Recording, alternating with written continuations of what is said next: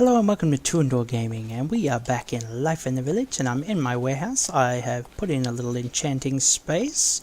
Got more work to make this look nice and livable, but I've organised all my stuff using these lovely labels to show what's where, which helps a great deal. I've collected some resources ready for doing mine colonies. So yeah, I did put in a little path, just for that was for getting all my stuff from here to there. So that was helpful. And this is where I want to create my colony. But before I get into that, I just want to mention the fact that since I was last on, I was away. I managed to upload a couple of videos, but not a lot. But they have done an update for the Life in the Village mod. And you can look at that on Twitch, but some of the highlights are that. Well, let me bring it up. Hang on a moment. Okay, here it is. You can find this on Twitch. Like I said, they've just done a couple little fixes, updated a whole bunch of mods that are, some of them are quite big things. So it's good to have an updated version of those mods, getting the best and the latest versions of it. So obviously, Minecolonies and Millionaire, two big ones, definitely. They've also added in, it's X Dreams has added in, I should say, giving credit. Item Physics Light, that just means when things fall down, they flip around a bit. Pam's Harvest Craft, which I have never played with, but it seems I might have to generate some new chunks to get that new content, fruit trees and whatnot, because nothing seems to have changed with where I'm running around right now. Chance cubes, be very careful with those. Make sure you open them a long way away from your base, or there's going to be some nasty consequences if you're unlucky. Yeah, the big thing for ongoing gameplay is probably the fact that Ore Excavate has replaced Vein Miner.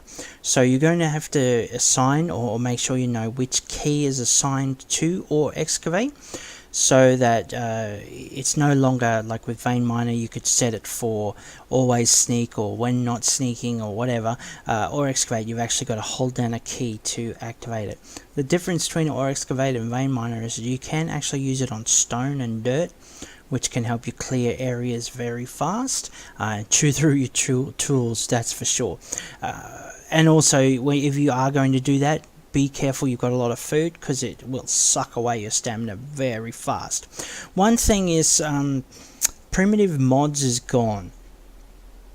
It doesn't really show up here, but yeah. Hang on, I'll go back to the game. Yeah, primitive mods is gone, which means no more of those silly creepers, but it also means there's no more traveling salesmen, so that element of being able to get those diamonds cheap is gone now. So you better get ready to dig. That's out of the question now. So no more traveling salesmen littering the landscape. You're gonna have to do things the old-fashioned way. So we want to do some mine colonies. So to set that up, the first thing you need is either a supply camp or a supply ship. So we want to build those. The thing with the supply ship is it needs quite a bunch of space, and this isn't going to cut it. But I can show you sort of what it looks like with this water. It needs like 17 wide by 30 long by so many deep, or so. It's huge, and it would look at a place in a river anyway. I'll show you what I mean. So we will build it first. I'll bring up my crafting pad here and get rid of this chicken stuff in the way. What you need for a supply ship is 5 other ships. And so that's pretty easy to make. Or just do that. 5 boats. Can be any kind of wood as long as it's the same kind of wood. 1, 2, 3, 4, 5. Oh yeah, you can only do it in stacks of 4. Okay. Get rid of that. Now, so a boatload of boats gets you a supply ship. Yay! And you can place these things with builders ones or with just placing the block down, but I found the builders ones just a little bit quirky. I had a lot of problem testing it out, and it's easier with the supply camp just to put down the block itself. Now what you do is you bring it up and you just right click it on another block. Oop. And it appears. Now you can move it around with all these helpful things. Flip the direction. Whoa, other way, other way. Ooh, ooh, ooh. Move it sideways, up and down, or 90 degrees, like so. So that does all of your maneuvering. The problem is I can't really see it.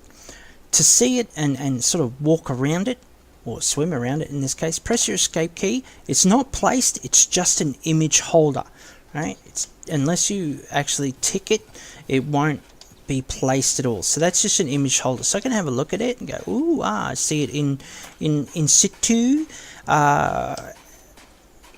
and see where I might need to excavate or make space for. I'm not going to dig out all that sand just so I can fit a supply ship. That's going to look really out of place in the bend in the river. But you can see if your colony is going to be right next to the ocean, then it really looks good having this ship just off the side of the colony, and you can keep it there. A lot of people though, sort of once they've got the town hall block out of it, they just destroy it and use the resources for building the colony, and you've got that option as well. So that's the ship. Obviously I am not going to build it there. If you just right click again, it'll bring this menu back up, and I'll just press the X key, come on, and no, I don't want it. Take note, once you put down a supply ship or a supply camp, you cannot put another one down in the world. Whether it is, if you put down a supply ship, you cannot put down another supply ship or a supply camp. If you put down a supply camp, you cannot put down another supply camp or a supply ship. It's basically one supply option per world. So what we want to make instead is the supply camp, and that is similar to the supply ship in that you need 5, but this time it's chests for the supply camp. So you bring that around like so, and there we are. We now have a supply camp to place. What you get from your supply camp, apart from just the resources to rip it apart, is you will also get the town hall block, and you should get a builder's wand. Now I've decided I'm going to center my town here, and I've made a space. This is the chunk that I am going to center the town. I will not put the supply camp here because I want to actually put the town hall down. Gee, those crows are noisy. I'm just check whether my sounds are too loud here. Friendly. Oh, it is. Yeah. Sorry. That's the thing with this mod pack is depending on the biome you're in, you get these ambient animal sounds that don't actually have mobs correlating. So yeah, they're just loud and noisy. Anyway, if I put the supply camp here, I cannot put the town hall here. So I don't want to put the supply camp on this spot. Now, with Minecolonies, the default size of your colony is 8 radius from your center chunk, and these squares do represent the chunks. As you can see, that's a nice chunk.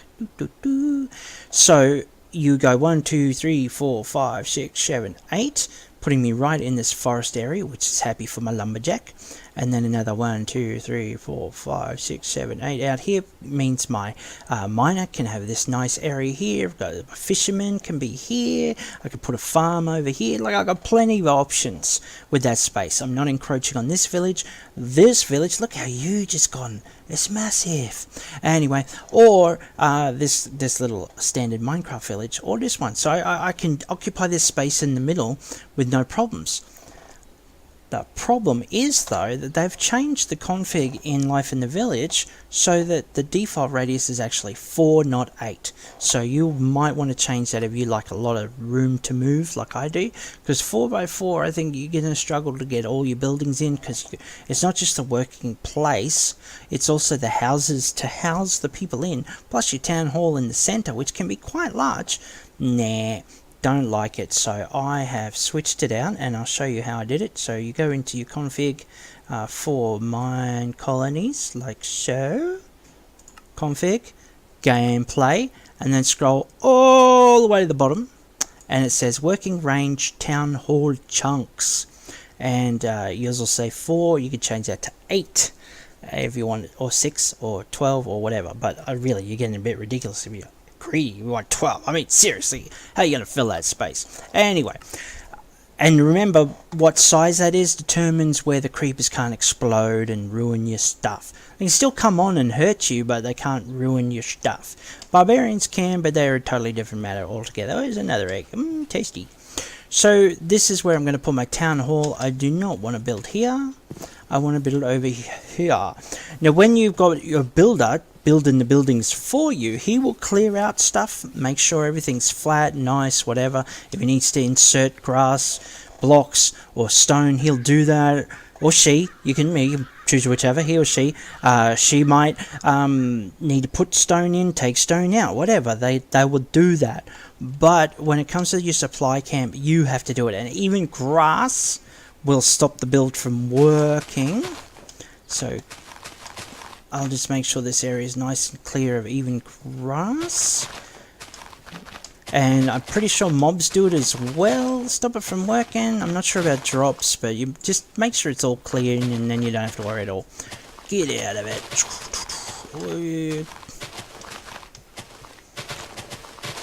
There we go. Now this needs 16 by 12 by 17 space. This should be plenty enough. And if I whack this down like so, and I can play around with it again, give me some space, I could lift it. Oop. Oh no, it's sunken. That obviously won't work. And if it lifts and you need, so this will show up if that's like, no, this needs to be a grass block. So you get that funny cross thing, I don't know. Always reminds me of 2 tennis rackets or lacrosse rackets. Is it lacrosse have rackets? I don't know. So yeah, I don't know what's going on with that, what exactly it is, but anyway, that's naughty. That's not going to work, so you want to drop that back down again. There we go. That's even and flush and how we want it. Let me just check that that's all clear. Yep, looks like we're in the clear here and it's facing the right direction that we want. I might just move it a couple more forward, so just right click on it again and give it a tick. Yay! Welcome to Minecolonies. Now that you have your supplies, how about searching a nice location to place your town hall to create your colony, though far away from a village if possible. And it will tell you if you're too close to a village. Now it's still coming up with those X's for some reason, but it's on the ground. What's your problem? I don't know why it's doing that. That's weird. And it's giving me substitution name, structureize. Okay, that's strange. What if I put some dirt down? Will it just be happy dirt, or will it... Anyway, most people pull it apart. I will be pulling it apart. I don't want this sitting in my village forever, but it's a nice little... Oh, look, I got a bed and everything. Oh, la la. Some bookcases, they'll come in handy. I can sell them if nothing else. And it's going to be a happy time. Got a large chest, furnace. So you could use this as your base of operations if you didn't have something like... Look at it, it's beautiful. My warehouse. But over here is the chest. Where's my tunnel? Oh, I did pick it up already. Or did you give it to me? That was weird because it was on the ground, wasn't it? Was that what was on the ground? I didn't get it. Doing funny things. But yeah, that's my town hall block. And I've got a building tool. Yay! For placing stuff. Now... yeah, I haven't worked out the building tool exactly. It seems very, very buggy. It may be because it's coming up as structuralize instead of Minecolonies. And it may be a little confusion as to its role. I don't know. Okay, I'll best end the episode there, otherwise I'll get yakking on too long. Next episode, I will show you placing the town hall and some of the options there with your builds. Okay, till then.